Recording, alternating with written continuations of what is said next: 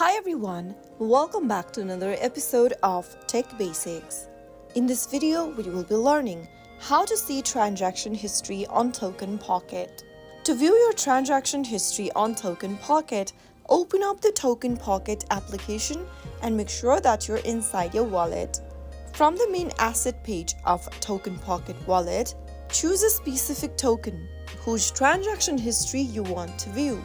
Here I'm just gonna tap on the BTC, and once you do that, you will be able to open up its details page and see a transaction history section. If you haven't made any transaction yet, you will be able to see this kind of an interface. But if you do, your transaction history will be displayed on this page with a list of all your transactions related to this particular token, including date and time, amount, from and to address, and status. So that is how you easily view your transaction history of a specific token on TokenPocket. I hope the tutorial was helpful to you. If it was, go ahead and give us a thumbs up.